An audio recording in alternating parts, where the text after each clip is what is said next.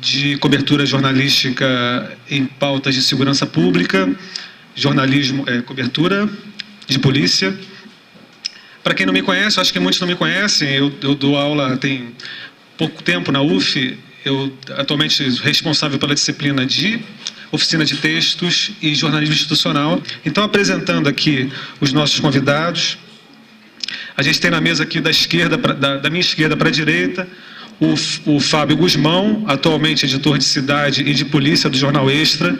O Fábio já passou por algumas redações também, A Notícia, o Fluminense, o Povo, e já trabalha desde o iniciozinho do Extra, né, Fábio? Desde 98, já são 13 anos aí trabalhando no Jornal Extra. Do meu lado aqui, o Carlos Aleixo, motorista do Jornal Extra aposentado, motorista aposentado do Extra. É importante a presença do Aleixo aqui, porque mostra, quer dizer, a força do trabalho coletivo na produção jornalística, né? É um trabalho que é uma soma de olhares do repórter de texto, do fotógrafo, do cinegrafista e do motorista, especialmente em pautas de segurança pública, em que o trabalho do motorista é fundamental. E o Aleixo está participando de um projeto coordenado pela professora Silvia Moredson, a memória dos motoristas de redação. Ele vai poder falar um pouquinho, então, sobre a participação dele nesse projeto, quer dizer, a memória que ele tem desse trabalho como motorista de redação. E dando prosseguimento aqui, temos o Márcio Beck, meu xará, foi repórter do Jornal do Comércio, do Fluminense também, do Globo e do Extra também, atualmente editor de Rio de Janeiro e de pequenas e médias empresas. Do Jornal do Comércio, editor de pequenas empresas e de Rio de Janeiro no Jornal do Comércio, e trabalhou também na reportagem policial. E, por último, mas não menos importante, Solange Duarte, repórter do Jornal o Globo há 25 anos, atualmente trabalhando como secretária de redação, redatora na Secretaria de Redação do Jornal o Globo.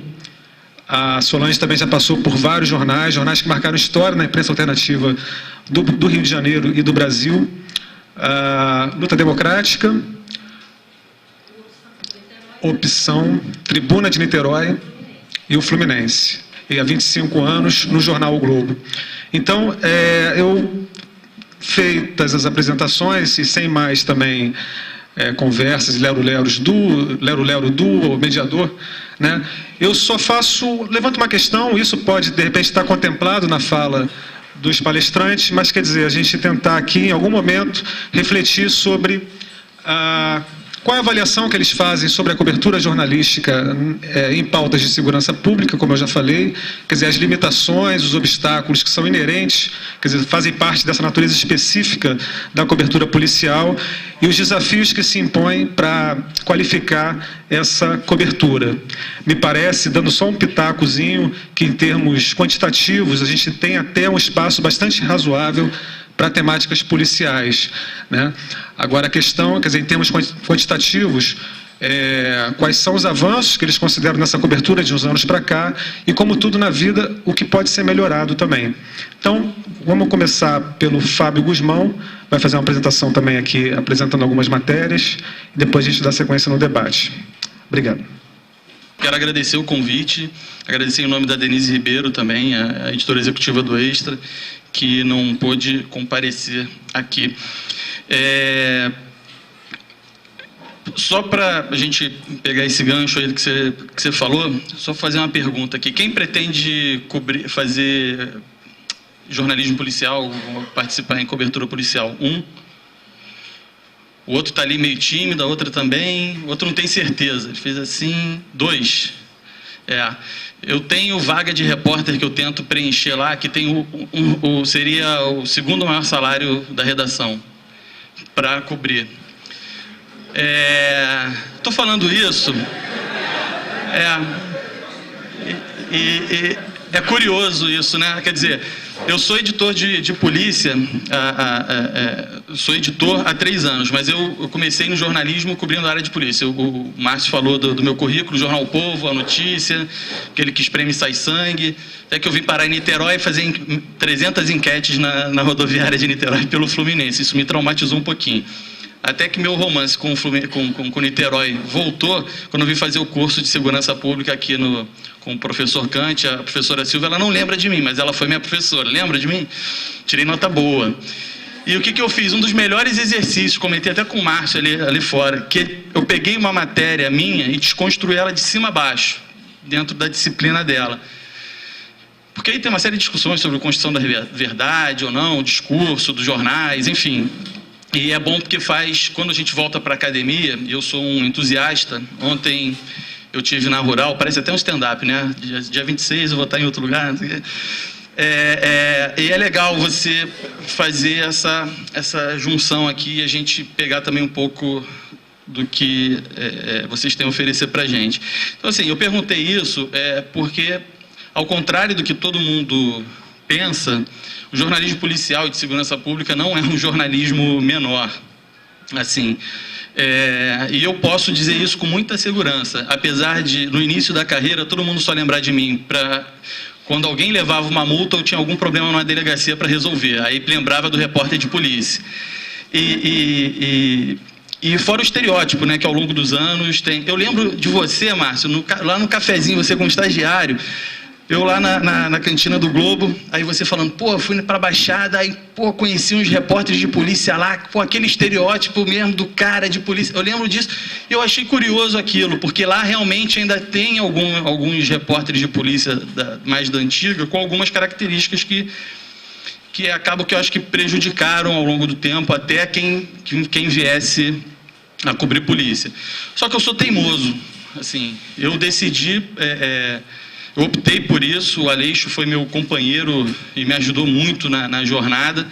E graças a Deus eu sou um cara teimoso, assim, porque tudo que eu tive na minha carreira foi o jornalismo policial e a minha dedicação ao jornalismo policial que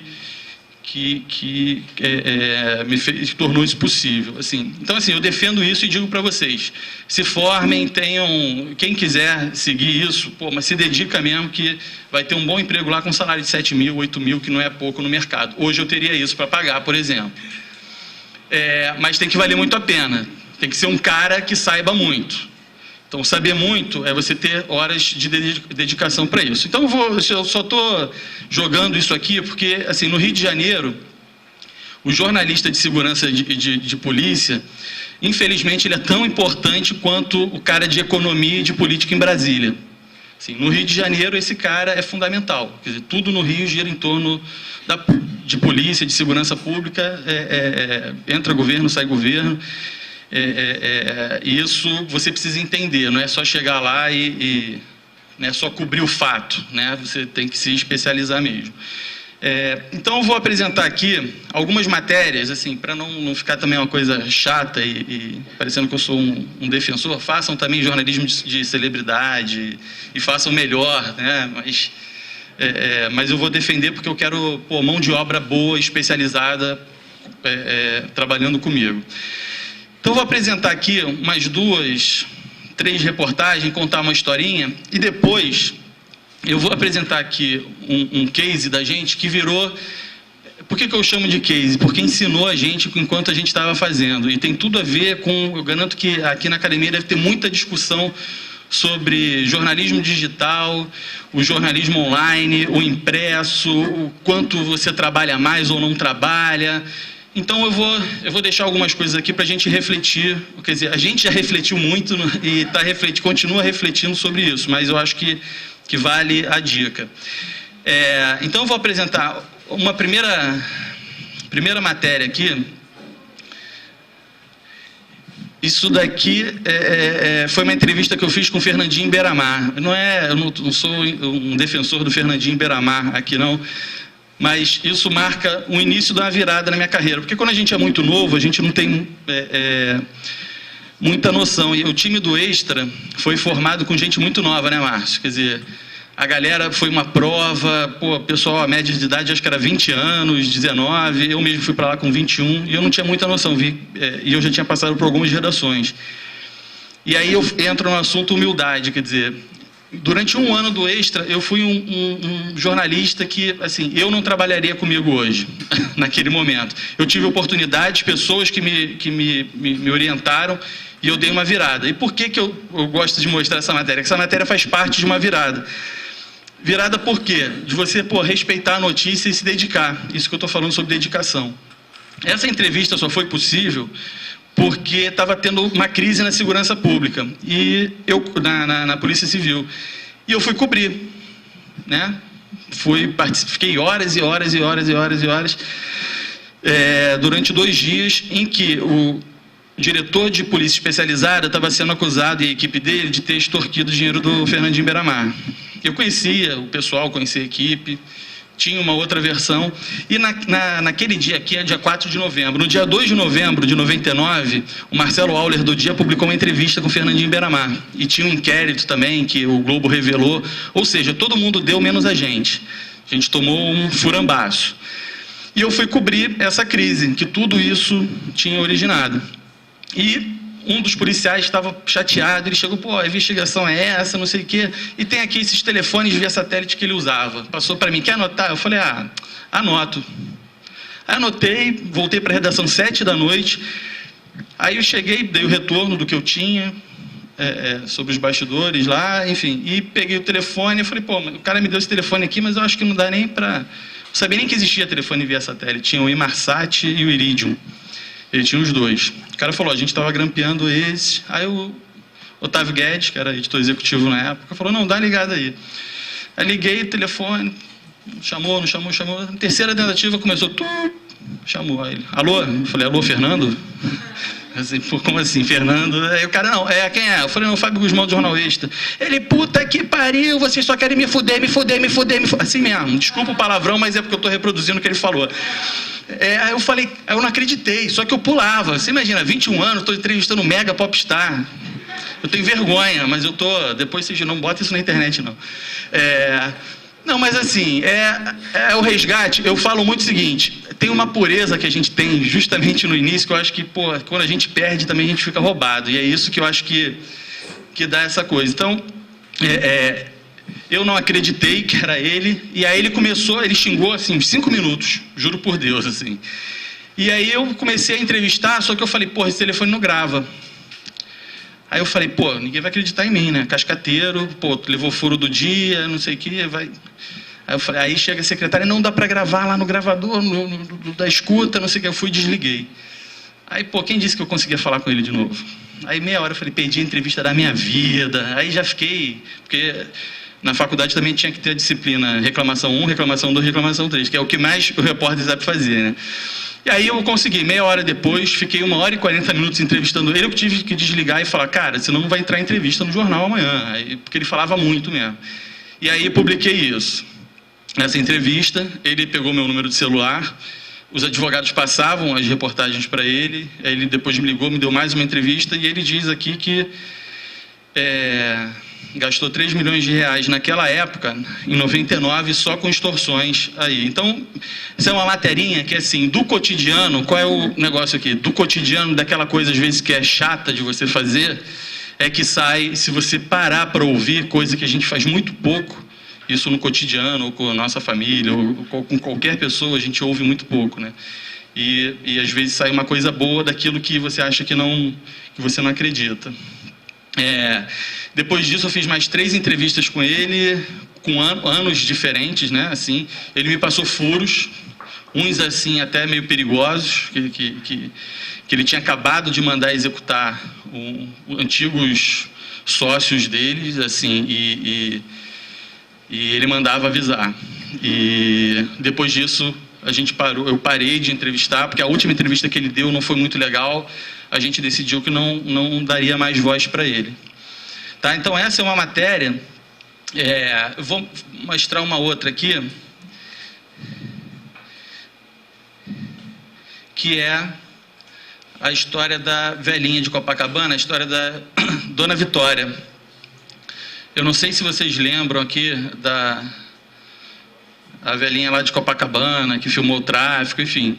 Isso foi mais uma matéria que caiu na minha mão, assim, numa ronda em delegacia, eu procurando matéria para o Jornal de Domingo, não tinha. Eu estava fazendo curso aqui na época, e me atrapalhou muito, porque quando eu peguei as fitas dessa senhora, eu comecei a me dedicar muito àquele trabalho. Então, deu até uma atrapalhada aqui no curso que eu estava fazendo. Mas, assim, eu estava fazendo uma ronda e fui no Simpol, que é a Coordenadoria de Inteligência da Polícia Civil, e essa senhora tinha acabado de passar lá, tinha deixado mais 7, 8 fitas. E aí um policial que era amigo chegou e falou, poxa, uma senhora passou aqui, deixou um material, umas fitas do tráfico, não sei o que, ele quer dar uma olhada? Eu falei, quero. Eu olhei, nada daquilo, o Rio de Janeiro já surpreendeu tanto a gente que a gente naturaliza algumas coisas. Então não tinha nenhuma arma longa, né? Quer dizer, ou seja, não tinha nenhum fuzil, eram só pistolas, como se isso fosse normal, né? Aí eu falei, pô, acho que rende uma materinha. Na época, quem coordenava era a Marina Magécia, inspetora, que depois virou deputada, coordenava a Simpol, ela não estava, eu fiz um contato com ela e ela cedeu as fitas para eu fazer um trabalho em cima. Resumindo, muito resumidamente, esse trabalho levou 1 ano e meio para ser publicado.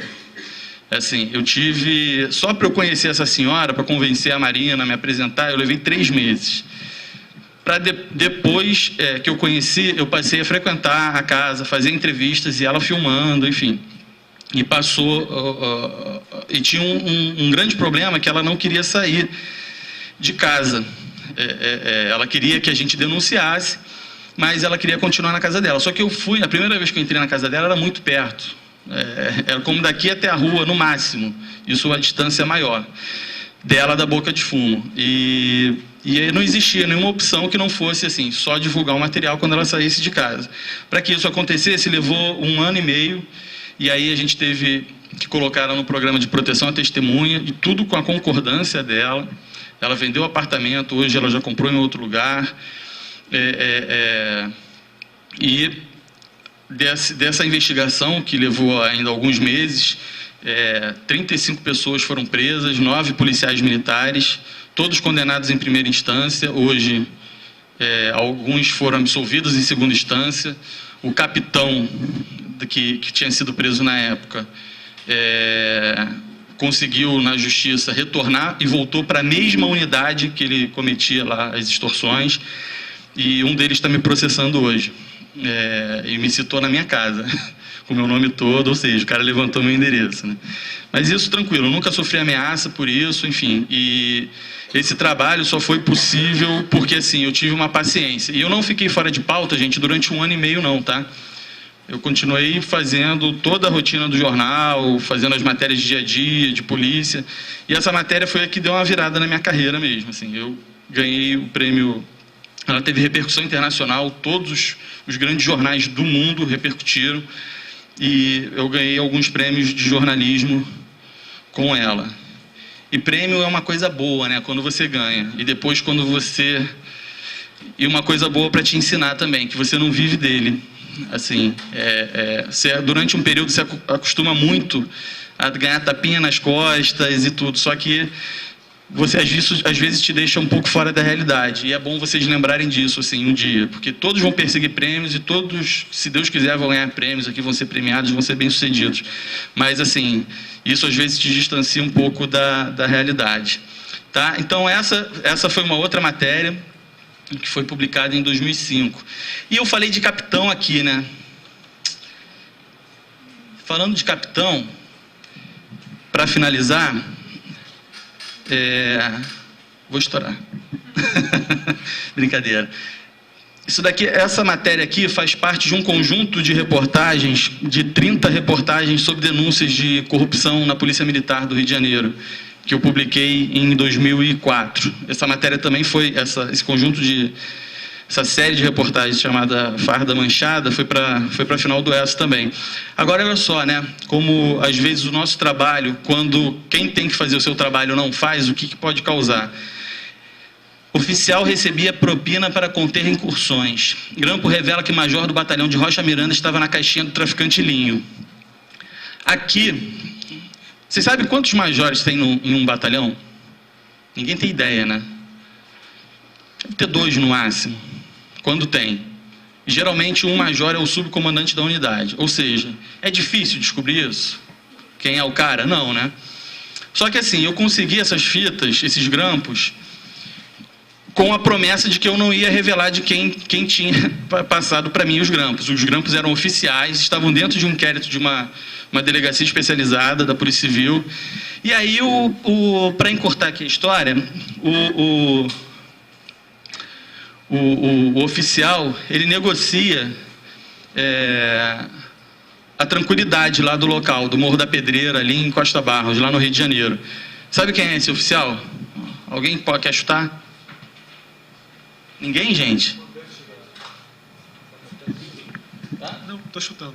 Mandante da juíza? Esse mesmo. Na época ele era major. E todo mundo, o que a gente está vendo hoje, todo mundo na Polícia Militar sabia. Esse grampo aqui é dele. É dele. Alguém fez alguma coisa? Não fez. Tá aqui escrito, major do 9º Batalhão, tem a data, tem tudo. Foi aberto sindicância? Então não tem segredo. Então, às vezes, algumas coisas acontecem, não é por falta de denúncia. E eu recebi até recado, né? Vai continuar? Não vai? Só tinha isso, senão continuava. Mas as histórias eram comuns, quer dizer... Então, às vezes, o que causa assim, até uma determinada frustração é isso, que principalmente quando se trata de oficial na PM, é muito difícil essa punição. Então, aqui, a história seria outra se nesse momento houvesse alguma... Se a Polícia Militar parasse para investigar e, de repente, outros crimes deixariam de ser cometidos, porque... esse cara, pelo que eu ouvi falar, já tinha cometido outros tantos crimes. Bem, gente, isso daqui é uma apresentação sobre aquela guerra do Rio, do ano passado, de novembro, todo mundo lembra, né? Os ataques, os carros incendiados. E o ápice disso foi na quarta-feira, 24 de novembro, em que as pessoas estavam vivendo momentos de terror, de pânico, por conta dos ataques. Né? Essas eram as imagens que a gente via no Rio de Janeiro. Polícia tentando combater, fazendo guerra, né? Para tentar combater o tráfico, gente ferida, ônibus queimado, carros queimados. Isso nunca tinha acontecido até então, quer dizer, você via muitos ônibus queimados, mas não viam carros queimados. E gasolina apreendida pra caramba. E isso estava causando um certo pânico na sociedade, assim. Então tinha um monte de informação errada, assim. Acabaram de achar 78 corpos na Vila Cruzeiro, traficantes acabam de matar 6 em Copacabana, um caminhão com explosivo apreendido no Alemão. Não teve essa mentira aqui, mas teve uma outra que tinha um caminhão com 800 quilos de explosivo rodando no Rio de Janeiro para explodir o Cristo, e um site deu. Quer dizer, é complicado, né? Quer dizer, e aí isso tudo acontecendo, né? E a gente desesperado, porque a primeira coisa que a gente sabia que muita coisa era boato, mas como é que você prova que é boato? Apurando. Só que aí tem aquele problema de mão de obra, né? Você não tem mão de obra para apurar tudo. E aí vem a parte da reclamação, né? Você reclama, teve um dia, na terça-feira anterior, eu estava reclamando que não tinha, estava destinando a equipe para apurar o que era boato, né? E até que chegou, naquela quarta-feira, eu tinha dado uma entrevista para o canal Futura, e que eu falei exatamente isso que eu estou falando para vocês. Aí me veio o estalo, eu falei, poxa, isso não é um problema, isso é uma oportunidade. Então, assim, eu acabei de apresentar para vocês um outro tipo de matéria, outro tipo de reportagem, outro tipo de trabalho. Aqui, a gente fez justamente o que em polícia é difícil a gente ver, mas que tem uma grande oportunidade de ser feito, que é o jornalismo com serviço, né? Como saber o que é boato, o que é verdade? Com jornalismo, com apuração, ligando e ligando. E aqui é a hashtag, porque foi justamente o que a gente fez. A gente botou todo mundo para apurar, desde o cachorro ao cara afogado, a criancinha, a menina bonita, enfim, todo mundo começou a trabalhar muito na redação do Extra. Então a gente criou o que, eu não sei se vocês já ouviram falar, que lá no Globo se chama Repol, lá no Extra também, mas é a apuração do jornal. Então a gente montou um time, e aí comunicou para os seguidores da gente no Twitter e no site do Caso de Polícia, que a partir daquele momento a gente que estava criando as hashtags é boato e é verdade, que era para indicar o seguinte: o que fosse boato, a gente tinha certeza de que aquilo realmente era boato, e o que era verdade, a gente tinha certeza de que aquilo era verdade. De que forma? A gente ligava para batalhão, delegacia, mas não parava aí. A gente ia informando, a demanda chegava, então assim, Pô, tem... o prédio da UF está pegando fogo. Então, tá mesmo, liga pro bombeiro. Ó, bombeiro nega. Porque naquele momento também não interessava a ninguém a falar a verdade, né? Então, estava muito estranho. E aí, o que a gente orientava? Eu falei, olha só, eu quero que todo mundo pegue a telelistas, bote o nome da rua, então é Rua Tiradentes, e ligue para todo mundo quanto necessário na Rua Tiradentes. Então, quando a gente informava, a gente poderia não ser o primeiro a informar, mas a gente tinha certeza que a gente estava dando a melhor informação, com grande esforço. E isso fez grande diferença, gente. Pra vocês terem uma ideia, naquele momento a gente tinha 2.000 seguidores, um pouco, a gente conseguiu mais 18 mil novos seguidores em apenas 5 dias. Isso fez com que a gente tivesse uma credibilidade, um retorno muito grande. A gente começou a ser retuitado por pessoas com muitos seguidores, e aquilo virou referência. A gente foi notícia em vários sites especializados, na Globo News, enfim. E todo mundo estava consultando o Extra e levava as demandas para a gente apurar, né? Porque sabia que ali estava a melhor informação. E todo mundo ia indicando, você quer saber o que é verdade, o que é boato? E indicava. E por que eu falo que isso é um divisor de águas? Porque até então, muitas das coisas que estavam sendo retuitadas na rede, de forma irresponsável, vinha pelo Lei Seca, por pessoas comuns, o Lei Seca que sempre ajuda as pessoas em casos de chuva, de enchente e tudo. E naquele momento a gente fez um contato com eles e falou, está acontecendo isso, vocês estão retuitando muita coisa que é mentira. Aí eles pararam e começaram a passar para a gente. Então virou ali, a gente tinha as condições, para vocês terem uma ideia, quando a gente começou com a Boata é Verdade, em 2 dias a gente contratou 2 repórteres só para ajudar na apuração, com pessoas temporárias, e a gente continuou isso daí fazendo uma cobertura ao vivo durante 5 dias pela TwitchCam e outros usando Quick.com, que eram outras ferramentas que a gente tinha disponível gratuitamente. Então, isso daqui eu só mostrei aqui hoje justamente para fazer um parênteses assim, para a gente refletir.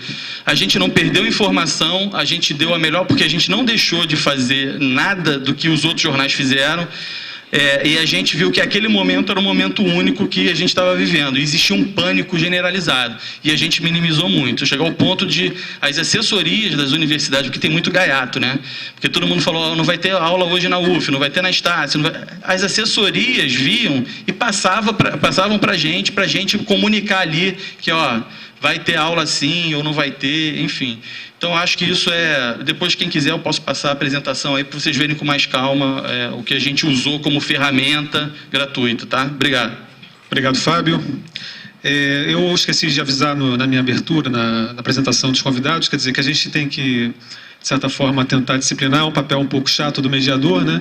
Por conta da agenda mesmo do Controvérsias e dos outros palestrantes aqui, porque tem uma sequência depois com outro debate.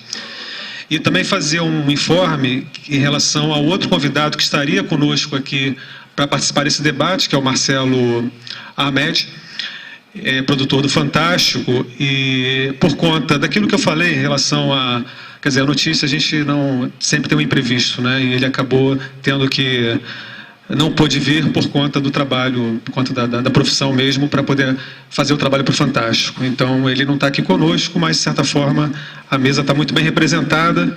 Então, eu passo a palavra agora para o Aleixo, para o Carlos Aleixo, também complementando que o Aleixo, ele trabalhou, ele foi motorista do Extra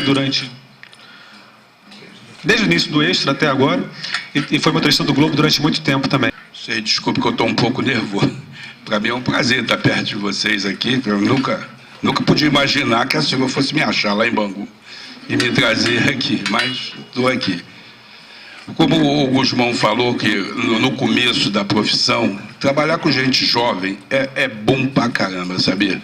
Eu trabalhei com o meu amigo ali, foi o estagiário lá comigo lá na Baixada, e ele via como é que era o sufoco, a correria que é. O repórter novo, ele leva uma vantagem nos velhos, entendeu? Nada contra, né? Com os velhos. Porque o novo, ele nunca sai da redação dizendo assim, essa matéria é uma merda. Vai acontecer isso muito quando você estiver mais velho. A princípio, o novato, o foca, ou o calor, mas gostar de sacanear eles, isso é um mateiraço. Toda matéria para o novato, para o estagiário, é um mateiraço. Puxa o antigo, isso é uma merda. Porra, um cachorro mijando no poste para um novato, porra, é primeira página, entendeu? Pro velho, isso é uma porcaria. Puta que pariu. Porra, não sei como é que esse chefe não sabe merda nenhuma, manda fazer essa porcaria. Entendeu? Acontece muito isso, já aconteceu várias vezes. Esculacha depois, né? Entendeu? Então, eu sempre gostei muito de trabalhar na Baixada. Trabalhei anos na Baixada, anos. A mesma equipe, eram 3 homens dentro de um carro durante 12, 13, 14, 15 horas dentro de um carro. É muita coisa. A gente rodava 600 quilômetros, 700 quilômetros por dia, assim, isso é brincando, entendeu? Então, você já viu, um casamento não dura 5 anos. A pessoa, 3 homens morando dentro de um carro, 6 anos junto, é terrível, é terrível. E costumava, porque os estagiários gostavam de trabalhar na Baixada? Porque o repórter que trabalhava na nossa equipe, ele fazia 8 pautas por dia. E isso era mole. Praticamente, se deixasse, ele enchia o jornal sozinho. Não é, meu filho? Entendeu? Então, tem certas coisas que o novato eu acho muito importante. Muito importante. Agora, tem os novatos também que são marrentos também, né? Que acham que sabe tudo. Não, tem mesmo. Tu fala para ele, não vamos... Não, eu conheço aquilo ali. Eu sei quem é o fulano. Cara, tu não sabe nada, porra. Fica lá tu. Entendeu? Então, tem novato que é muito bom. Agora, tem novato também que... Puta merda. Eu tive uma novata na Baixada, vou contar uma história. Posso contar a historinha, Silvio? Devo? Cheio de história. Tinha uma estagiária novata lá, que foi trabalhar com a gente lá na Baixada. Eu não conhecia ela direito. Ela tinha feito um estágio no Povo. Aí, de repente, ela falou assim, eu tenho que ir para uma rave. Eu falei, é mesmo? Pô, legal, vamos chegar cedo lá no jornal. Não, mas eu tenho que passar na minha casa para pegar roupa. Eu falei, porra, cara, eu sou seu motorista, cacete. Oh, não vou não. Não vou não. Pô, vocês são ruins de mal. Não vou não. Que isso, rapaz? Para com isso, eu sou um Aleixo, cara. Pô, não. Pô. Chegou no jornal, me caguetou lá. Falou que eu não quis passar na casa dela. Eu falei, tá legal, o problema é teu. É, cara. E tem uma empolgação do novato. Aí foi uma estagiária para lá que queria ver defunto. Porque todo mundo dizia que na Baixada é um cemitério a céu aberto, né? Todo mundo queria ir para a Baixada para ver defunto. É tiroteio, defunto. Eu falei, minha filha, isso aqui agora está moderno, não está assim, mas de vez em quando aparece um defuntinho, de vez em quando a gente faz... Pô, cara, ela ficou assim, elas ficavam uma semana, todo dia, pô, eu não vi um defunto, pô, aqui já estava me deixando nervoso, cara. Só que o ML de Nova Iguaçu, hoje não é mais, hoje é em cima do morro. Ele era do lado do cemitério, quando você descia a rua, você via todo o ML assim.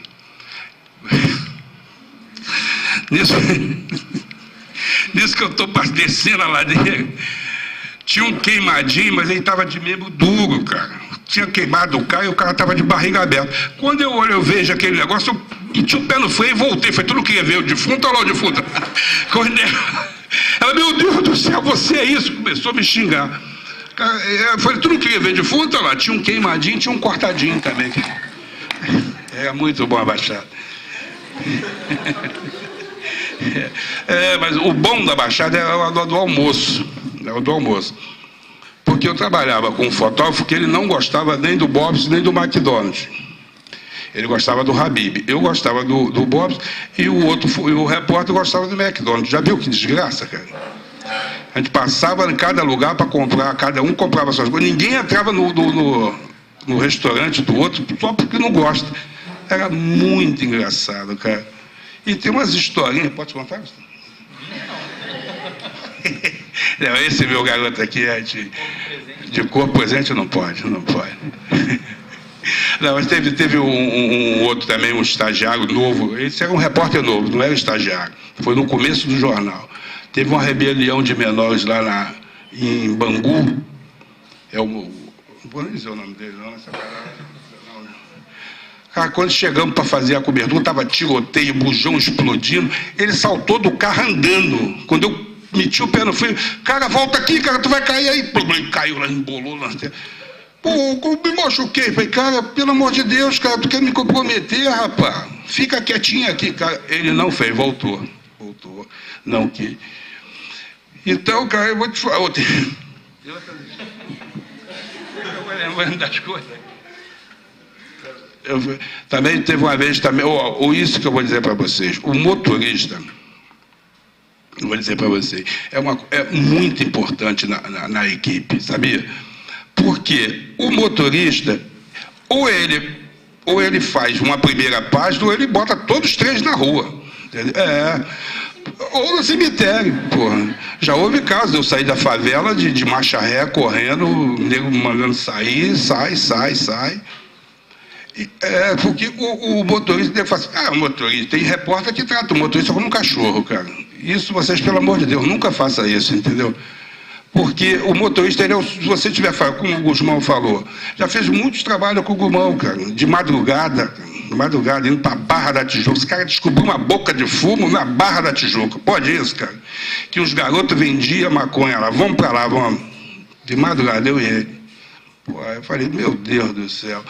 Então, o motorista ele é o segundo olho do repórter, entendeu? E do fotógrafo, às vezes. Às vezes até o primeiro. Então, o pessoal fala assim, motorista, isso não é nada. Não é assim não, cara. Eu, particularmente, eu chegava na delegacia, eu ficava numa posição que eu ficava de olho em quem entrava e quem saía, porque o meu repórter está lá para dentro, o meu fotógrafo está lá para dentro, eu estou ali, entendeu? Quando eu via que chegava alguma coisa assim, eu corria lá, Marquinhos, está acontecendo isso, fofoqueiro, caiu, né? E dava certo. Muitas vezes deu certo, muitas vezes, graças a Deus. Nunca perdemos. Já houve caso do Eduardo Auler, que era o nosso escritor, está lá ainda? Tá, é o chefe dele, o segundo chefe dele. O Eduardo Auler já fazia entrar na favela para fazer matéria. Eu fazendo matéria, motorista fazendo matéria, isso é uma hora. Eu pegava o telefone, meu amigo, fala aqui. Eduardo, tá aqui, ó. Esse aqui é o balear. Esse aqui foi o balear. Esse aí é o baleado. Dá entrevista aqui, meu chefe está lá no jornal. Cara. Vocês estão rindo? E flash, eu passei muito flash, eu passei mesmo. Teve um caso lá na favela do Lixão, lá em Bangu. Aí foi uma repórter, como é o nome dela? Uma repórter linda, ela não parecia modelo. Um vestido de linho, sapato alto, vamos fazer uma favela dia de sábado. O cara tava um tiroteio lá dentro, o cara deu tiro na mulher, tacou fogo no barraco, e os moradores queriam matar o cara fugiu. Aí chegamos lá, cara. Aí parei o carro, ela foi entrevistar o pessoal, foi pro lado de cá e eu fui pro outro lado. Aí daqui a pouco escuto, pegaram o cara, mataram o cara, tiro lá em cima, tiro comendo lá em cima. Aí eu peguei o telefone. Eu não me lembro quem era o chefe que estava lá. Acabaram de prender o cara. Deram uns tapas nele, acho que deram uns tiros nele. Não morreu não, bota isso aí, pegou agora. Aí quando a repórter veio, onde é que tu estava, Alexandre? Eu estava passando um flash. Fica... que eu estou passando um flash. Eu cansei de passar flash, é terrível. Mostra a matéria aí do eixo que saiu, que está aí. Esse aqui, o repórter. Essa daqui é legal. Essa creche aqui, gente, vocês... Eu acho que essas fotos estão no blog. Vocês botaram essa foto no blog, vocês? Essa aqui é a minha equipe de 6 anos. Nós éramos um casal. A gente fazia que nós éramos o casal 3. Né? Esses aqui. Então, essa creche aqui, a gente estava fazendo uma matéria, como diz o Guzmão, fazendo uma mixaria. Aí, uma dona chegou chorando, que eles tinham uma creche, moravam numa casinha muito velha, e que a prefeitura ia tirar eles de lá. Aí o Marquinhos, vamos lá ver. Chegamos lá nessa casa, cara, tu precisava ver, não tinha nada. Essas crianças aqui elas estão bonitas, aqui a gente tratamos delas, aqui.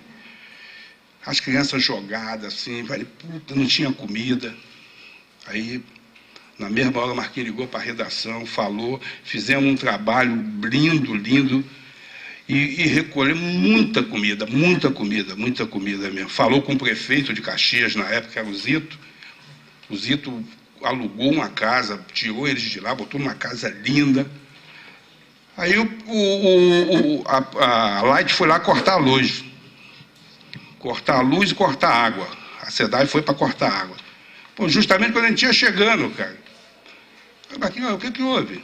Não, estou cortando. Não, ligou para o prefeito. O prefeito foi lá na creche e conseguiu resolver tudo. Mas tinha um garotinho aqui que eu não sabia o que era hermafrodita, cara. Sabia disso? Eu não sabia. Esse garotinho aqui. Até hoje eu falo com ele, sabia? Até hoje eu falo com ele, ligo para ele. Ele fez a cirurgia. Aí eu falei com uma repórter nossa lá, a Flávia Junqueira, eu cheguei, mostrei a foto para a Flávia. Aí Flávia conseguiu falar com a Santa Casa, internou ele lá na ordem terceira para fazer a cirurgia dele. Hoje ele é meio homem, não sei se ele é homem direito. E essa aqui é o Aleixo, o repórter da garagem, tá vendo? E eu tenho muito orgulho disso, cara, muito orgulho. E uma tristeza, porque eu não estava preparado para me aposentar, entendeu? Eu não estava... Eu pensei assim, eu vou me aposentar por tempo de serviço normal, depois eu trabalho mais que o Globo, com 60 anos, te manda para casa. Mas, infelizmente, minha coluna me deu 8 cirurgias na coluna. Aí tive um NPS e me aposentou, entendeu? Mas eu tenho maior recalque, eu choro, entro em depressão. Nunca quis me matar, graças a Deus. Aí eu encho a cara de cachaça e fico... Quando eu estou na depressão, eu encho a cara na cachaça, tomo o limão, fico aí, eu esqueço a depressão, mas não estava preparado. Por quê? E a família que criou, aí que eu vou voltar àquele assunto do estagiário, do novato, que o Fábio falou, porque quando o Extra começou, era tudo gente nova, tudo 21, 22, 23, que o Extra só botou esse pessoal, né? Só esse pessoal, 21, 22. Então o pessoal tinha uma garra, cara, muito grande. Você sabe, você foi garoto também lá. Então tinha uma garra, cara, que era terrível, cara. Você tinha que, porra, cara, como é que eu vou andar com esses garotos, cara? Quando eu chegava, fazia uma pauta, fazia outra pauta, mais uma pauta, mais quantas 10 eles estavam fazendo? 10, 5 minutos. Pô, me empolguei, estou igual o Gusmão aqui, empolguei, eu vou embora. Cara, mas é só isso, eu não vou nem falar, mas senão daqui a pouco eu fiquei até emocionado. Não, agora eu fiquei emocionado. Mas, muito obrigado mesmo. Um dia que vocês quiserem... posso falar, Silva, do barracão lá, do favela lá? Essa falou que eles descobriram, só descobriram que a Berenice falou. Cara, quem perguntaram, cada 2 peças. Porque lá, eu moro lá em Bangu. Nos fundos da minha casa eu tenho uma área bem grande assim. Entendeu? Quando eu estou com muita saudade dos meus amigos, aí eu começo, ligo para um, ligo para o outro, é incrível, incrível. Já tem 6 anos que eu estou afastado, mas até hoje, quando eu chamo, enche a favela, o barraco lá enche, cara. Então eu tenho uma parede que todo mundo assina e bota a data, inclusive Silvia está lá, assinadinha lá também. Também, entendeu? Mas é isso aí, chega. Obrigado, gente, muito obrigado mesmo.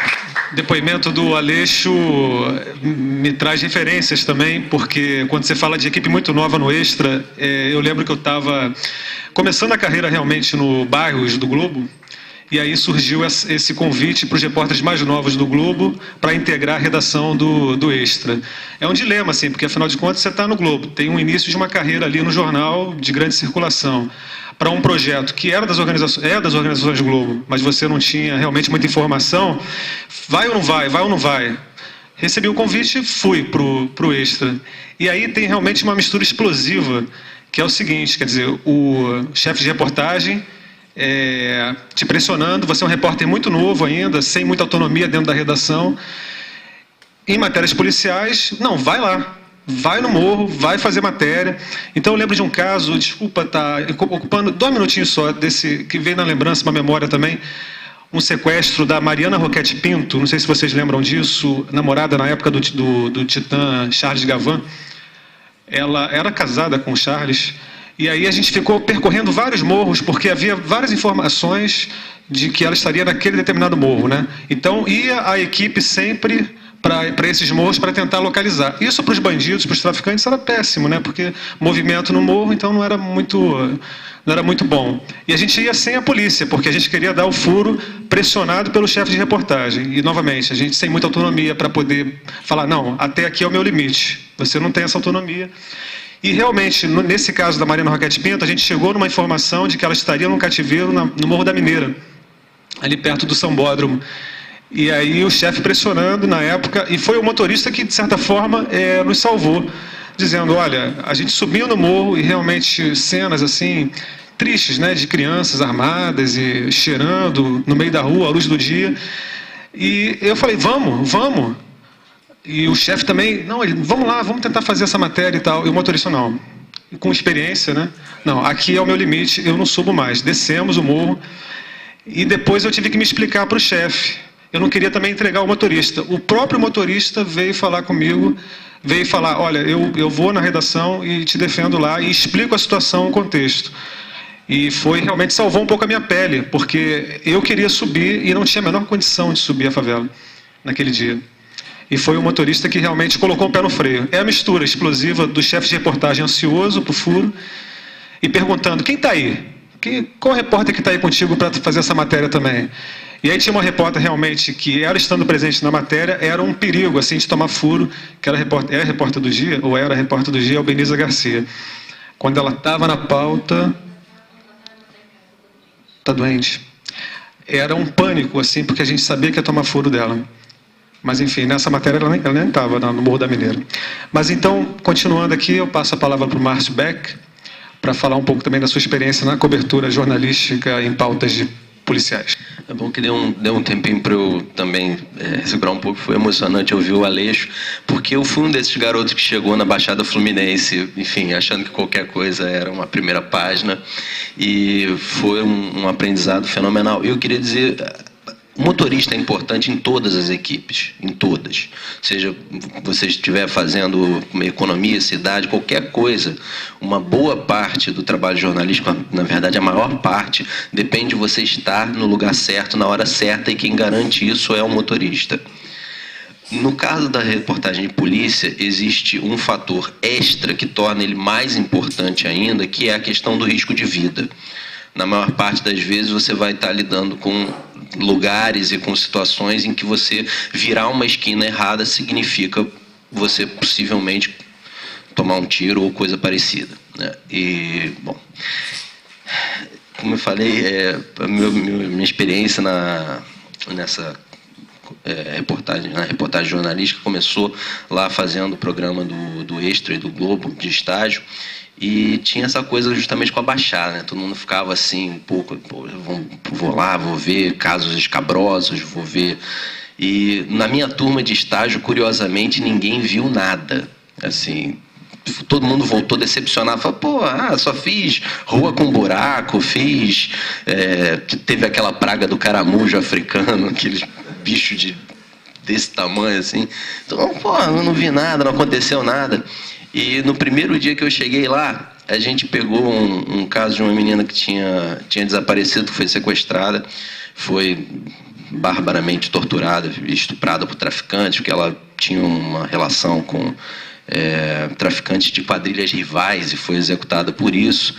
E foram 2 semanas das piores coisas que vocês podem imaginar acontecendo. Teve uma chacina com 4 pessoas, teve um cara que confessou, encheu a cara de cachaça, foi no DPO, né, no destacamento de polícia, confessar que ele tinha matado o concunhado dele e enterrado no quintal. E a gente foi lá desenterrar. E enquanto a gente estava desenterrando, um professor foi assassinado na frente da escola do CIEP. Então eu fiquei 2 semanas ouvindo o Marcos Nunes, que era o repórter da equipe, falando que eu tinha trazido a nuvem negra de volta lá para a Baixada. Mas isso não me desanimou, na verdade. Eu continuei querendo fazer um pouco disso, mas eu já tinha, na verdade, uma ideia na época de que talvez não fosse um caminho para minha carreira para todo sempre, né? Mas é um aprendizado que é importantíssimo para qualquer um que queira ser jornalista. É uma coisa quase budista, assim, de você ir ver os sofrimentos do mundo. E é diferente de você fazer a cobertura de cidade, por exemplo, em que você tem tragédias tão tocantes quanto, mas de outro tipo, porque muitas vezes elas não são causadas por ninguém. Uma chuva que destrói uma casa que soterra, é uma tragédia da natureza. Quer dizer, as pessoas ficam revoltadas, mas elas não têm digamos, um escape para aquilo. E no caso dos casos de polícia, é a maldade humana em ação, na maioria das vezes. Quer dizer, o Beira-Mar, que vocês viram o relato do Fábio, falava sobre executar pessoas, mandei matar um, mandei matar outro, e existem gravações dele, o Fábio Lemos, torturando o Michel, lembra aquele técnico de informática, comandando a tortura do garoto, dizendo exatamente o que ele queria que fosse feito naquele momento. Porque o garoto tinha ficado, enfim, era um garoto de 19 anos, técnico de informática, que cometeu o erro de sair com uma ex-namorada do Fernandinho Beira-Mar. Uma mulher que ele nem mais tinha qualquer relação, mas que, na cabeça dele, pertencia a ele. Então, a cobertura jornalística de polícia, se a gente for olhar hoje em dia, ela melhorou enormemente em relação à década de 50 e 60, quando o repórter chegava na redação, tirava o seu revólver, botava em cima da mesa e começava a bater na máquina de escrever. Isso não é figura de linguagem, isso é fato.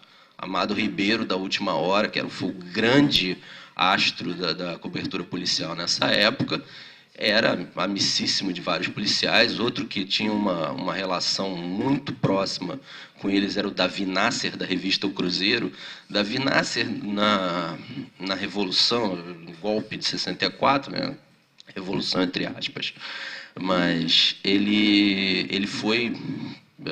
ficou com medo, né, de ser alvo de algum atentado, qualquer coisa assim, e reuniu na sua casa o Esquadrão da Morte da Polícia Civil na época para protegê-lo. E tem várias fotos dele e do pessoal do esquadrão posando com as armas, com as metralhadoras, etc. e tal, se preparando, né? Então, havia uma ligação antigamente, e eu digo isso porque eu estudei muito a cobertura de polícia ao longo dos anos. À medida que eu fui me embrenhando nisso, eu fui querendo saber como é que as coisas eram e por que elas se tornaram assim, né? Havia uma ligação muito umbilical entre os policiais e os repórteres de polícia, e muitas vezes policiais eram repórteres de polícia também, né? Então, quer dizer, o cara trabalhava às vezes como escrivão na delegacia do Catete. Ele terminava o seu plantão como escrivão e ia para a redação reescrever o que ele já tinha escrito lá, só que de outra forma, né? Tá lembrando mais um caso aqui, o Genilson Araújo, né, do repórter aéreo também, que é policial. Enfim, tem um fotógrafo lá no Ricardo Gouveia, tem, assim, exemplo. Hoje em dia já são raros, né? E hoje em dia nós vemos muito mais gente entrando na área, e com até alguns buscam especializações, buscam cursos que favoreçam, enfim, a compreensão dos problemas de segurança pública, né? Mas o nível da reportagem policial ainda é bastante fraco em vários sentidos. E um dos principais que eu notei durante eu tive uma experiência de mais ou menos uns 3 anos no Jornal Fluminense, né, depois dessa passagem lá pelo Extra e pelo Globo. E aí eu fiz polícia aqui em Niterói, indo a tudo quanto é buraco que vocês possam imaginar. E indo a São Gonçalo também, que existe um portal dimensional que une a Baixada Fluminense a São Gonçalo, porque lá acontecem exatamente as mesmas coisas. Então, e São Gonçalo tinha, enfim, todo dia tinha algum caso muito escabroso em São Gonçalo, e sim, você vai acumulando, enfim, uma certa milhagem e vai começando a entender certas coisas. A principal delas é que não existe uma legislação, não existe uma política pública que regulamente o acesso do repórter à informação dos inquéritos, dos processos, de toda a papelada, de toda a burocracia do inquérito, que é a palavra oficial. Então, tudo isso fica na mão do delegado, na mão de um chefe de investigação, enfim, de alguma figura que vai decidir ali, na base da confiança, se você merece ter aquela informação ou não. Então, isso favorece uma relação entre os policiais e os repórteres que, muitas vezes, extrapola o que se imagina de uma relação de repórter, jornalista e fonte. Né? Quer dizer, criam-se os vínculos de confiança, criam-se os laços que vão, ao longo de anos e anos, depois de um bom tempo você consegue verificar isso, que acabam se cristalizando e acabam favorecendo também que certos desvios de certos policiais também não se tornem notícia. Né? Um caso que eu passei no Fluminense foi de um delegado que, para fazer uma investigação semelhante a que teve das gravações da Dona Vitória, só que ele não tinha uma Dona Vitória, então ele recorreu a uma equipe de jornalismo da Globo que emprestou a ele as câmeras com teleobjetivos, enfim, que pudessem alcançar o local onde os traficantes se reuniam e tudo mais, em troca, obviamente, de uma exclusiva para o pessoal da Globo. Só que, à medida que o processo foi se desenrolando, isso no julgamento, não foi nenhuma informação de bastidores, não foi dito na frente de um juiz criminal, houve uma acusação de tortura por parte de um dos réus do processo, diante do juiz, acusou o delegado de tê-lo torturado para obter uma confissão, enfim, usando métodos que não deixam rastros, né, físicos, sufocamento com sacos plásticos, esse tipo de coisa. E, no dia seguinte, todo mundo era amigo desse policial. Todos os repórteres tinham feito já matérias e matérias e mais matérias com ele, e, enfim, estavam sempre procurando, porque ele sempre tinha alguma novidade, sempre tinha alguma investigação e tal. E, no dia seguinte, o jornal Fluminense foi o único que saiu com uma manchete de mais de meia página, falando dessa acusação de tortura e falando de algumas outras críticas ao trabalho dele que foram feitas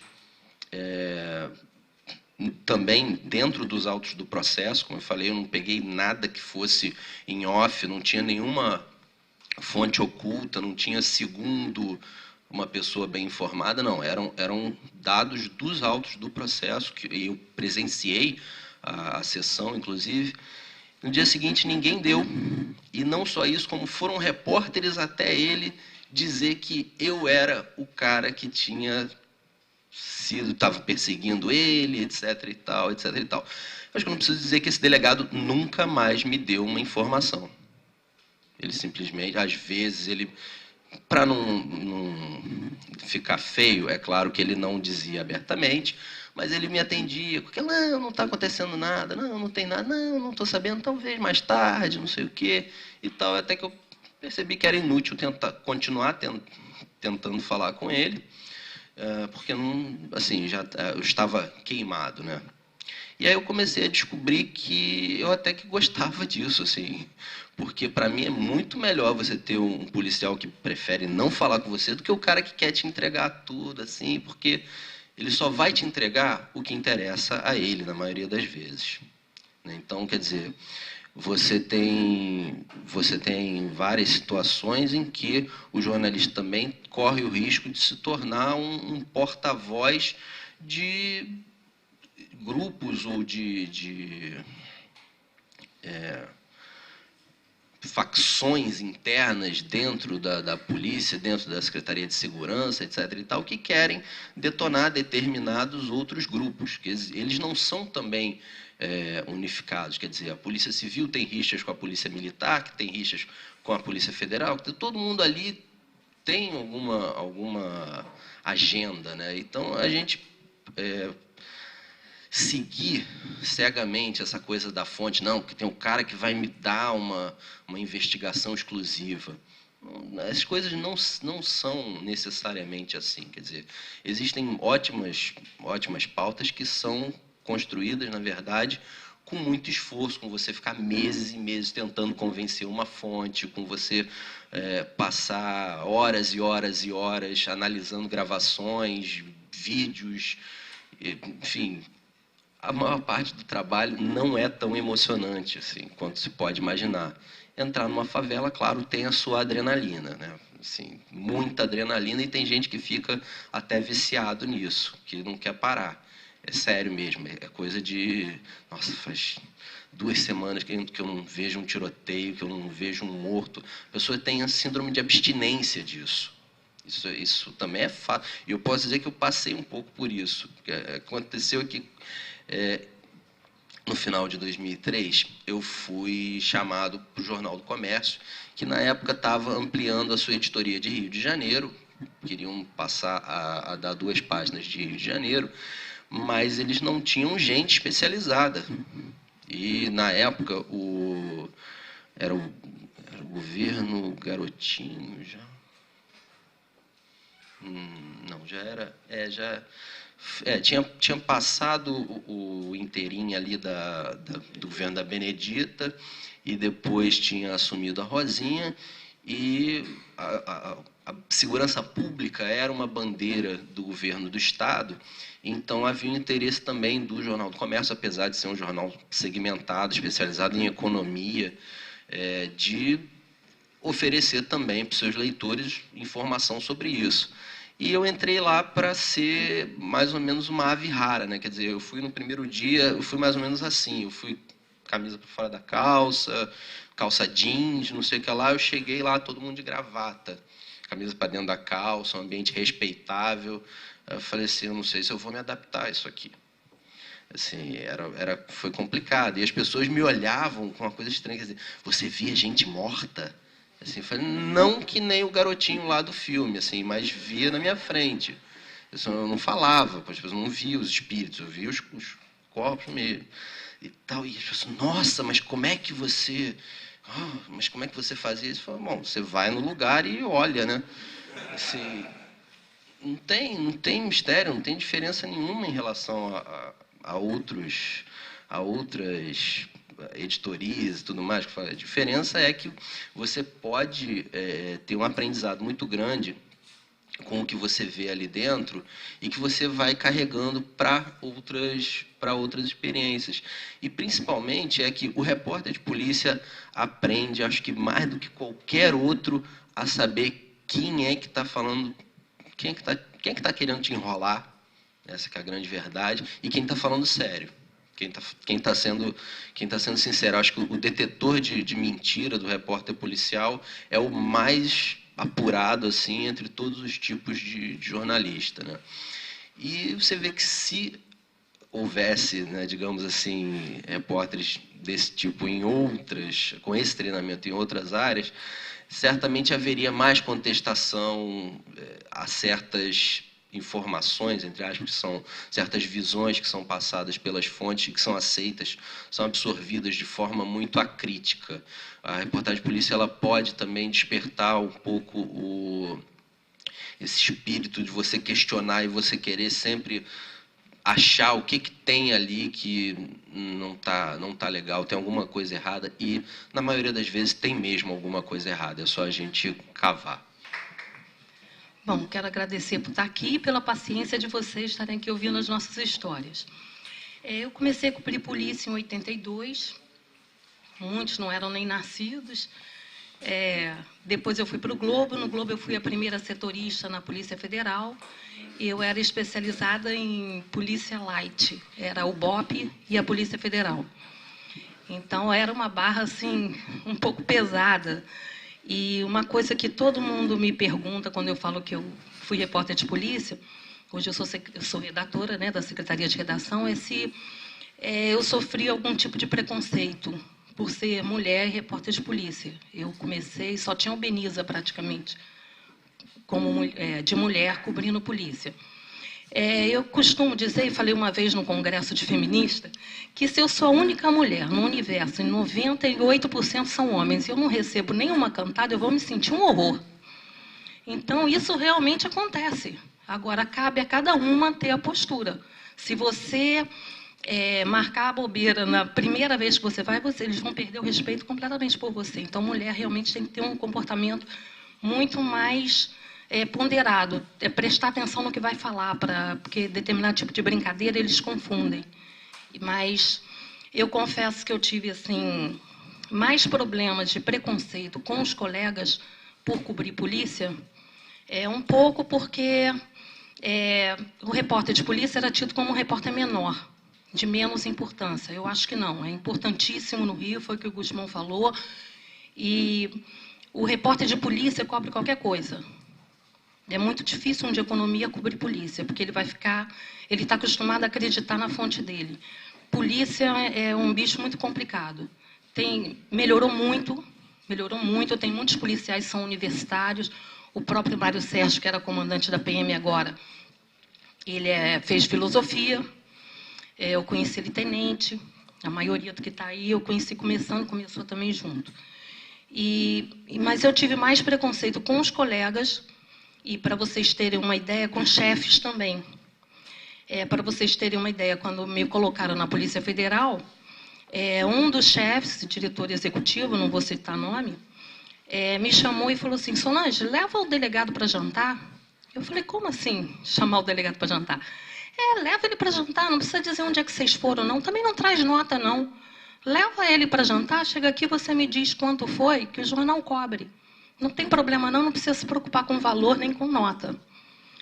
Aí eu falei para ele: não, tudo bem, vou levar o delegado para jantar.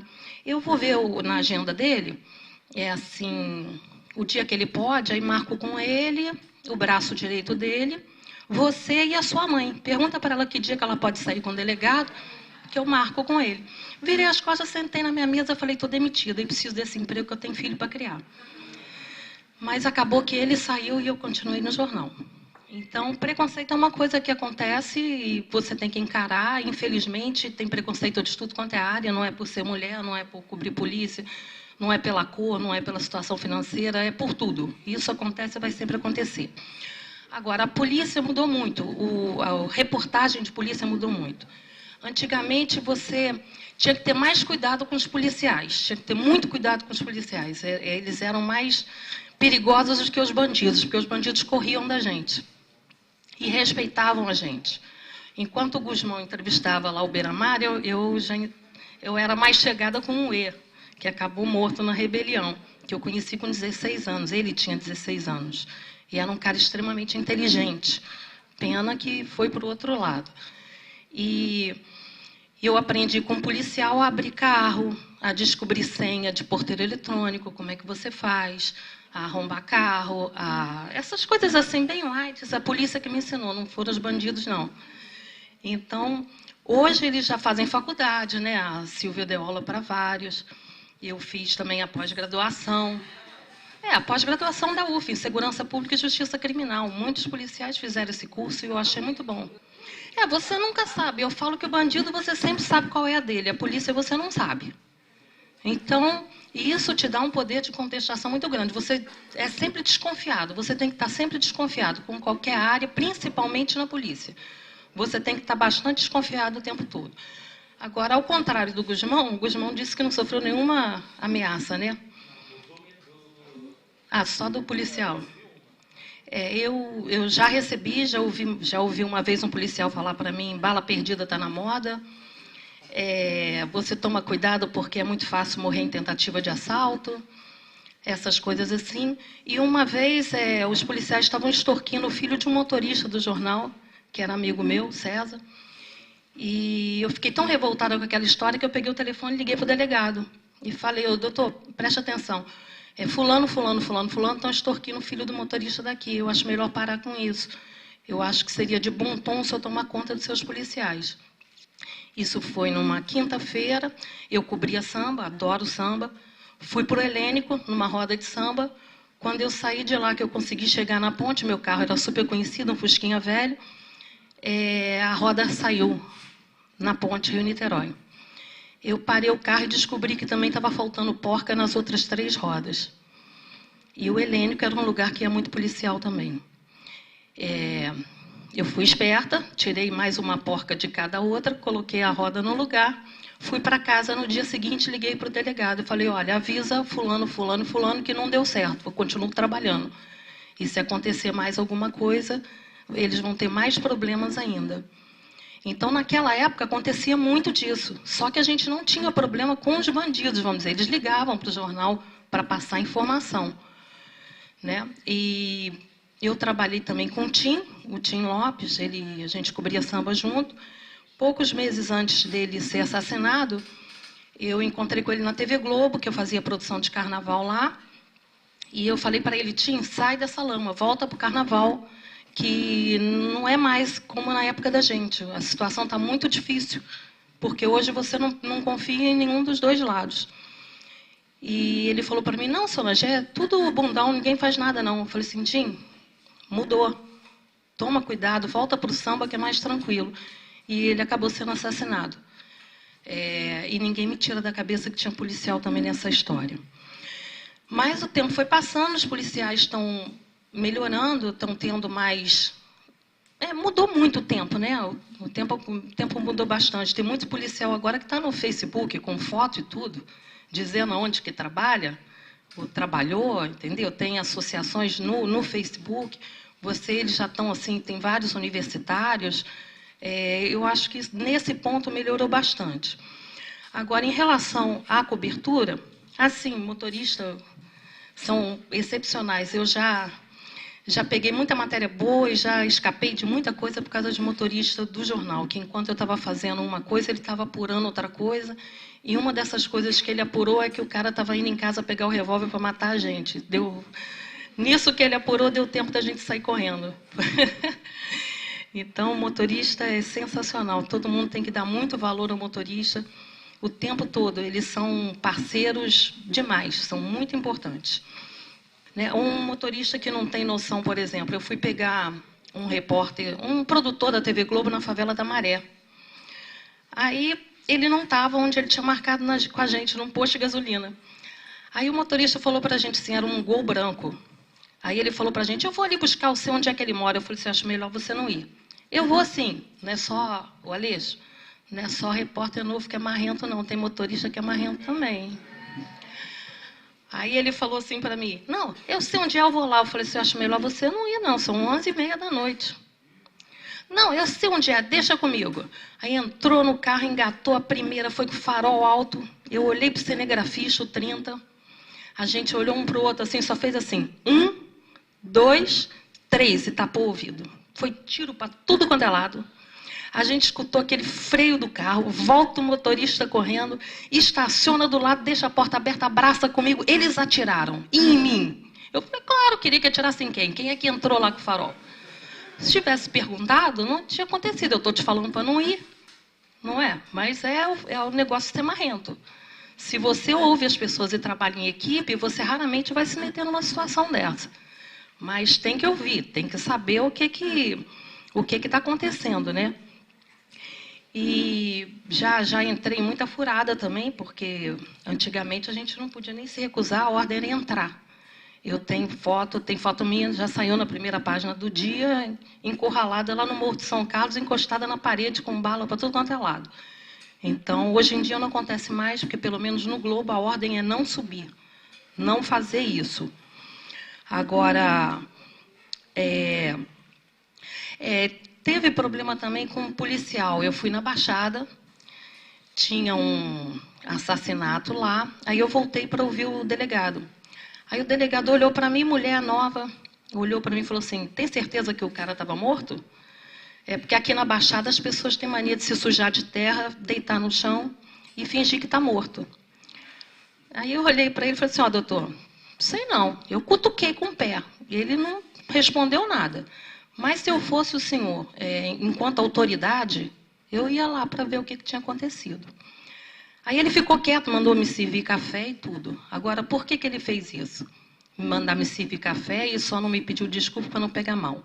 Porque só tinha homem na delegacia, eu era a única mulher, era nova, e ele não ia esperar nunca que eu lesse, que eu tivesse lido o Código Penal, que eu soubesse como é que é o procedimento.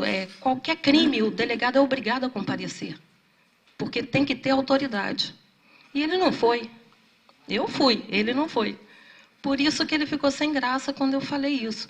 Agora, essa é a importância de você, em qualquer área, ter noção exatamente do que acontece na sua área. Você tem que ser informado. Se você vai cobrir polícia, mesmo que seja temporariamente, dá uma olhadinha no Código Penal. Lê as matérias anteriores. Se você quer ser repórter de economia, leia sobre economia. Eu cobri o Tribunal de Justiça durante muito tempo. O que eu fiz? Fiz um curso de Direito para jornalistas. Eu fui fazer, o IBMEC tem um maravilhoso. Eu tive que cobrir um pouco de economia, eu fiz o curso de economia para jornalistas. Então, o repórter tem obrigação de ser mais bem informado do que qualquer outra pessoa. Então, o que eu sempre falo quando eu venho dar a palestra, independente da área que vocês forem cobrir, vocês têm que ler, sabe? Quanto mais você lê, melhor você vai escrever. E fiquem atentos à nova ortografia. Foi uma burrada que eles fizeram, eu acho, mas está valendo. E se está valendo, não tem como discutir, igual a ordem judicial, tem que cumprir. Então, por favor, gente, não fiquem esperando as coisas acontecerem, não. Quem não tem estágio já começa a correr atrás, porque é muita gente nova entrando no mercado que está cada vez mais fechado, quer dizer, está abrindo muito para o online e está abrindo para assessoria de imprensa. Mas só os melhores que vão entrar, entendeu? Não adianta vocês ficarem de bobeira esperando alguma coisa cair do céu. Só cai do céu chuva e às vezes. Então, procurem leiam livros não só de jornalismo, mas leiam literatura nacional e estrangeira. Procurem saber, porque não é assim, eu vou ser repórter de segundo caderno porque eu adoro teatro. Não, eu adoro teatro, mas eu não quero trabalhar no segundo caderno. E nem sempre a área que você gosta é a área que você vai parar. Então, não adianta, você pode até chegar lá onde você quer, mas antes tem todo um caminho a ser cumprido. Então, leiam, procurem se informar de todas as áreas, procurem saber como é a reportagem de cultura, como é a reportagem de polícia, sem preconceito. Vamos lá, vamos tentar, vamos ver o que é, para ver o que vocês realmente gostam. Porque quando você trabalha com o que você gosta, você, na verdade, não trabalha nenhum dia. Você se diverte o tempo todo, apesar das chefias. Obrigado, Solange. Obrigado, Márcio, Aleixo, Gusmão. Obrigado também pela compreensão em atender aí o horário, né? E recebendo aqui um recadinho da organização, a gente vai fazer o debate, mas a gente não tem, infelizmente, tanto tempo assim, né? Então, a sugestão da dinâmica talvez seja a melhor, fazer uma pergunta para cada um dos nossos falando entrevistado, porque eu praticamente me senti um repórter de TV aqui, e nunca trabalhei em TV. Mas então, uma pergunta para cada componente da mesa, e peço também a colaboração, que as perguntas sejam objetivas, né, para que a gente possa explorar bem aí os temas, e o debate realmente suscita questões importantes até do ponto de vista ético, né, na reportagem policial. Então, vamos lá. Quem gostaria de fazer pergunta? A gente assistiu, antes de vocês, uma mesa sobre a democratização da comunicação, e muito do que foi falado é de como é marginalizado as pessoas que moram na favela, muitas vezes até nas reportagens não só de polícia, mas do jornal inteiro. Então eu queria saber como é que vocês veem isso, porque às vezes sai uma matéria falando de como é absurdo, por exemplo, um assalto na Zona Sul, enquanto na favela às vezes tem muito mais violência, eles passam por isso muito mais vezes. Eu queria saber o que o Fábio acha. Então, vocês frisaram bastante aqui o papel do novato, assim, pós-graduado, acabando de ir para o mercado de trabalho. Eu queria saber, ao ele entrar, você como editor, como é essa autonomia do repórter na hora de apurar os fatos e tal, como ele atua ali na hora de escrever mesmo matéria? Então, a minha pergunta é para o Márcio. Ele falou da criação de relações de confiança entre repórteres e policiais. Eu queria saber um pouquinho como é que como estabelecer isso hoje para por exemplo, eu sou médica estagiária, ainda vou começar como repórter ainda para uma pessoa nova no mercado. Como estabelecer essa relação de confiança e lidar com essa questão, por exemplo, de desvios de policiais que são suas fontes e tal. Oi, boa tarde. Eu sou aluna do 5º período e na mesa anterior a gente teve uma discussão na verdade, era a democratização da comunicação e tocou num ponto importante que são os estereótipos que a grande mídia sempre repercute. E aí eu queria saber, nessa correria de jornalismo policial, como é que vocês fazem para tentar manter essa imparcialidade, de não tentar reproduzir os estereótipos e também fazer o que o editor pede e o que é, digamos que, necessário para o jornalismo? Como é que fica essa situação do repórter? Então, vamos lá. Começando, então, a rodada, a Alice também pode ficar à vontade para responder. Alguns temas foram abordados aí, só tentando recapitular um pouquinho a questão do tratamento dado às vítimas de violência, né? Parece que há uma desigualdade também em relação aos pobres e aos ricos na cobertura no noticiário, que a gente lê todos os dias, e na televisão, no rádio, enfim. Essa é uma questão. A outra questão é o uso das fontes oficiais. Eu acho que não entrou nessa questão, não. Como fazer o diferente, né? Para quem está começando a carreira, a pergunta da Rafaela, mais ou menos isso, né, Rafa? A relação de confiança do repórter novato com o editor. Então, com a fonte, com o policial, desculpa. Estou até confundindo. Eu já estou meio confuso aqui. Eu acho que a questão da nossa cobertura, né? Com certeza, eu acho que assim, a gente cobre mal comunidade carente, a gente cobre mal as regiões mais isoladas do Rio de Janeiro, a gente cobre mal Niterói, a gente cobre mal São Gonçalo, a gente cobre mal Itaboraí, e por uma série de motivos aqui. Só que assim, a gente cobre muito melhor do que já cobriram um dia, na minha opinião. Por quê? Eu, por exemplo, só posso falar da experiência que a gente tem. Lá no Extra, por exemplo, a gente desenvolve um projeto que é o Repórter do Amanhã, que a gente dá um treinamento de multimídia para os alunos da rede pública, geralmente não, de escolas municipais de áreas de risco, né, selecionadas pela prefeitura, e eles têm um blog. Eu acho que eu não me lembro de tantas reportagens feitas em áreas, em comunidades, como são feitas hoje em dia. Eu estou há 3 anos e meio como editor, 3 anos, quase 4 anos. E só matérias, principalmente quando a UPP chegou, isso foi muito mais presente. Eu fui do Povo, da Notícia, cuja orientação era fazer reportagens em áreas carentes mesmo. Agora, não dá para cobrir tudo. Ontem eu estava na Rural e ouvi algumas coisas nesse sentido, assim. É impossível você cobrir tudo. Então, você seleciona o que a gente julga ser o mais interessante. E aí tem uma série de fatores que eu acho que às vezes tem mais relação com intuição do que propriamente dito, salvo, né, o que realmente quando você tem o Rio de Janeiro pegando fogo, não existe outro assunto, é isso. Mas eu acho que tem como melhorar, sim. Mas a gente já melhorou muito. A Solange, eu acho que pode até falar melhor sobre isso. Eu acho que quando a gente começa, a gente é realmente assim, muito romântico. Acha que está prestando um papel muito grande para a sociedade. A gente ainda está. Mas não se pode esquecer que jornal é empresa. E cada empresa visa lucro e tem a sua área. Para o Globo, realmente, o Globo é um jornal elitizado. Realmente, daí, por isso, exatamente, criaram o Extra, que é para ser um jornal mais popular e atender as comunidades. Mas o Globo tem feito menos do que deveria.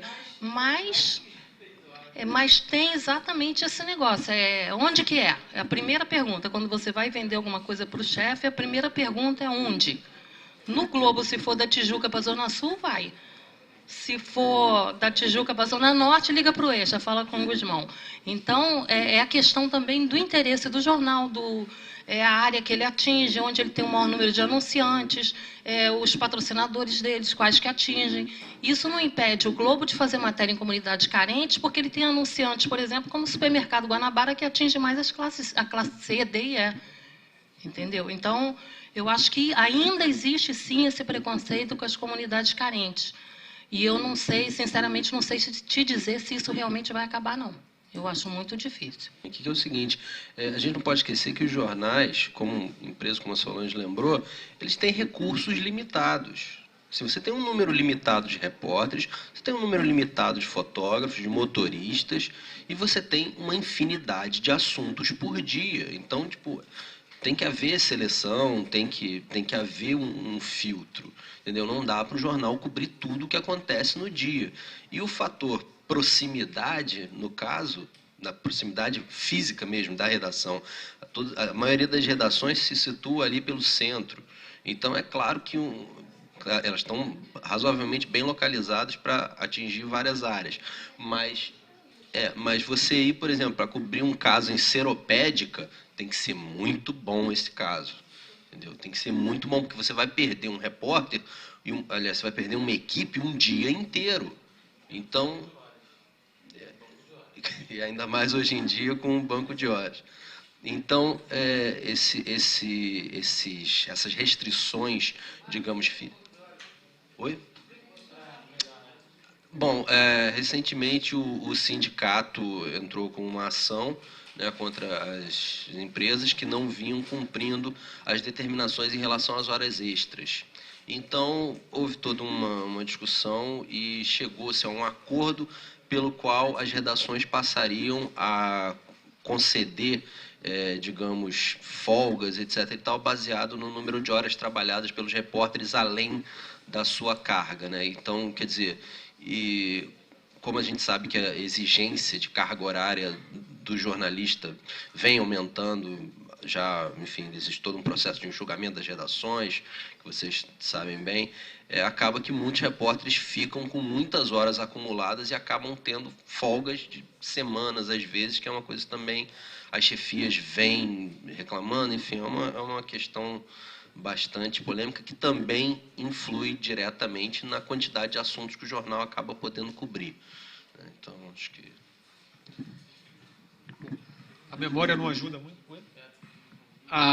Uma questão foi os estereótipos na narrativa, né? E a sua também, quer dizer, a questão do bem e do mal.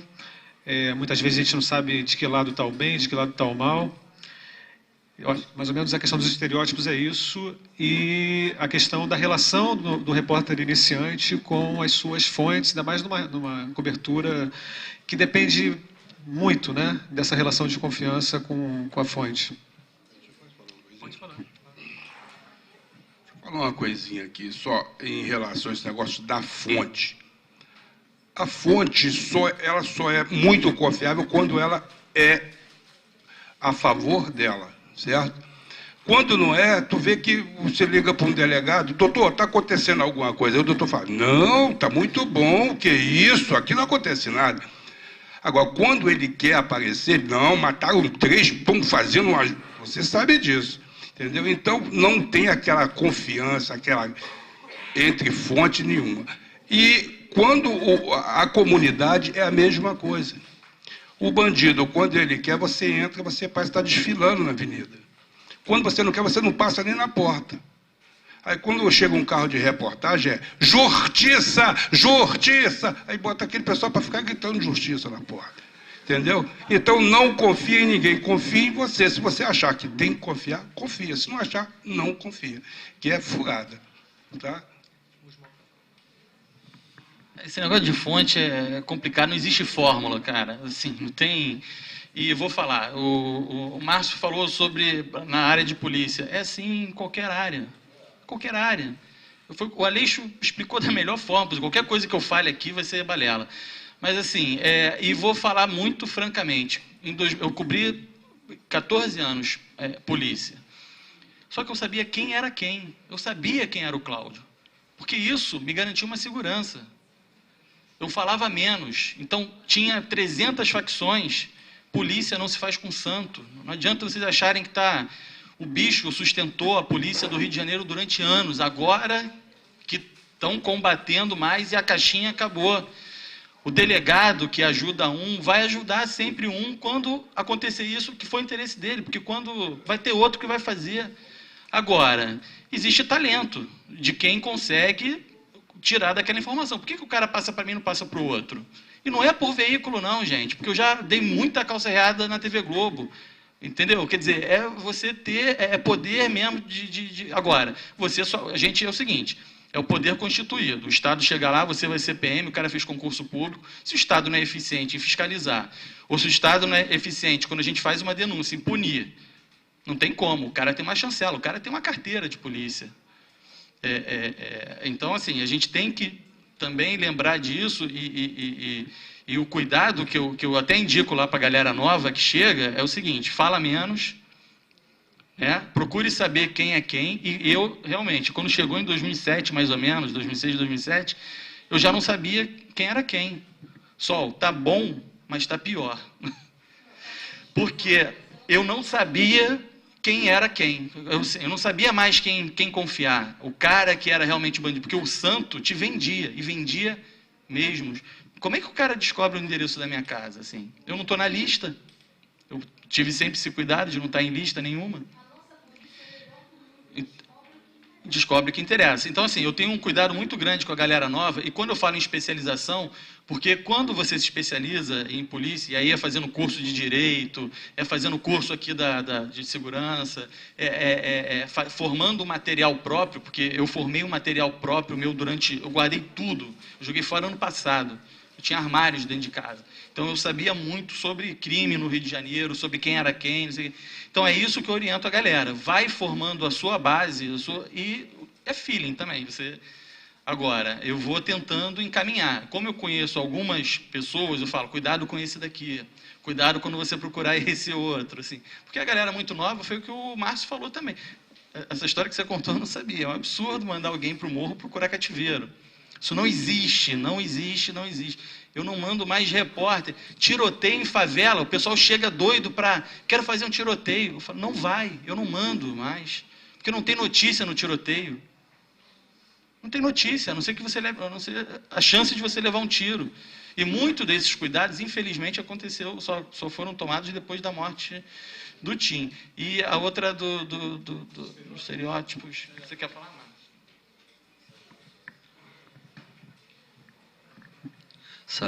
Sobre essa questão da fonte, uma coisa que o Fábio falou é certa. Vai ter em toda a área. Fonte querendo te usar, fonte querendo passar recado, brigas, enfim. Chefe também querendo um ferrar o outro. Assim, é briga de cão e gato em tudo quanto é setor. No setor de segurança pública e criminalidade, como eu falei antes, a coisa fica um pouco mais séria, porque aí envolve gente querendo dar tiro um no outro. E aí isso é um pouco mais perigoso. E hoje em dia, quer dizer, não é mais o 38, não é mais o revólver 22. Hoje em dia nós temos armas muito mais pesadas sendo usadas tranquilamente. O próprio caso da juíza, enfim, mostrou isso, enfim. Agora, quanto à questão da relação com a fonte, eu acho o seguinte, o Aleixo, a lição dele é assim, escutem tudo que ele está falando, por favor. Porque ele sabe muito mais do que nós todos juntos, provavelmente. Ou você confia na fonte ali, naquele momento, naquela informação que ela está te dando, ou você não confia. Isso é um julgamento pessoal, não existe fórmula realmente. Agora, eu acho uma coisa que é importante é você sempre deixar claro, para qualquer que seja a fonte com a qual você esteja lidando, que você está fazendo um trabalho. Você não está ali para ajudá-la, você não está ali para levantar a bola dela, você não está ali para nada do que você está ali para fazer o seu trabalho. Se o que ela tem a te falar for algo que vai favorecer o seu trabalho, ótimo. Mas fora disso, você não está ali para fazer favor, você não está ali... Você não é assessor de imprensa da fonte. Assim, houve épocas, eu também não vivi isso, mas ouvi muitos de colegas, os bandidos realmente ligavam, passavam informações, etc. e tal. Teve um fotógrafo com quem eu trabalhei, contou, ele trabalhou muito tempo na Notícia, Jacozinho, figuraça, e uma vez ele contou que o pessoal ligou para lá, falando, olha, era o pessoal da Parada de Lucas, se eu não me engano, na época do Robertinho de Lucas. Ligaram para lá, para a redação, e falaram, olha, a gente vai deixar 3 corpos ali na margem da estrada tal, então vocês podem ir lá fazer a parada, tá? Aí, beleza, eles pegaram, foram, Só que eles chegaram lá na hora e eles chegaram antes dos caras. Então, quando eles chegaram lá no momento, estavam os caras com os 3 corpos num carrinho de mão, assim, falou, porra, mas vocês chegaram antes, porra. Tava falando, não, peraí, desova aí então, sai fora, que aí depois a gente faz a foto. E foi assim que aconteceu, os caras deixaram os corpos lá e tal. Então, e houve época...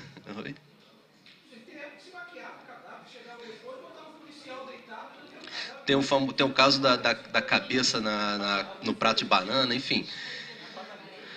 Ou seja, essa relação já gerou os tipos mais escabrosos de fatos que vocês possam imaginar. Assim. Tem... Oi?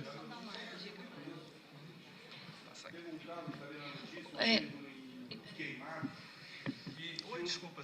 E na época tinha que colocar um cadáver na primeira página. Era o povo, era a notícia, o dia principalmente. Aí chegamos lá, mataram um bêbado em Queimado. Chegamos lá em Queimado, o bêbado estava no meio da rua, coitadinho.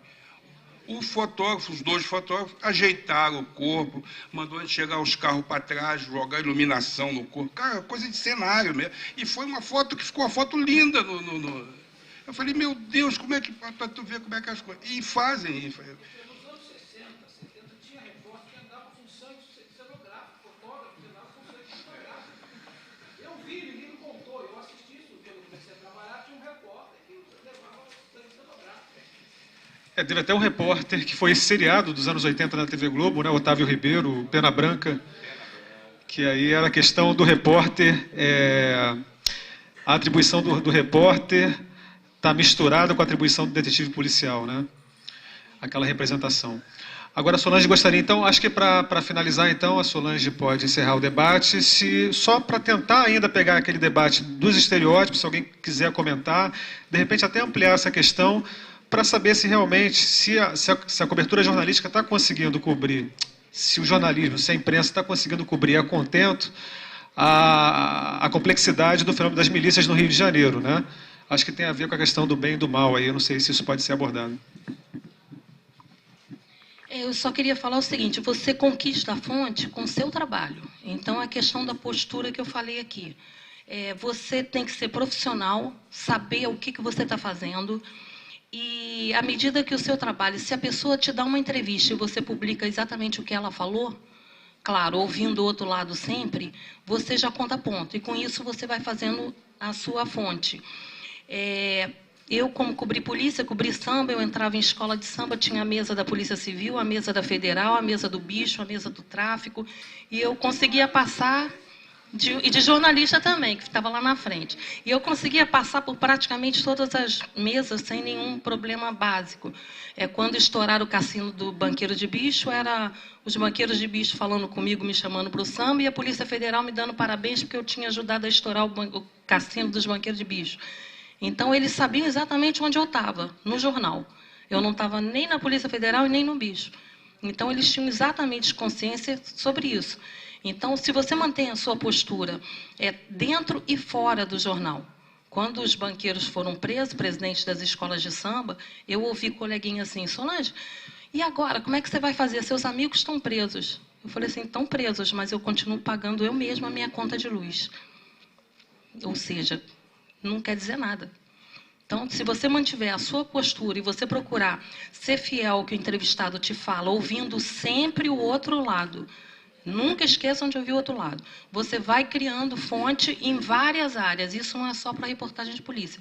Isso vale para tudo. Qualquer área que vocês resolverem atuar. Já acabou aqui. Eu queria agradecer a vocês e passar aqui para eles, antes que o Márcio me enforque. Pessoal, e agradeço então a participação de todos. Muito obrigado aos palestrantes.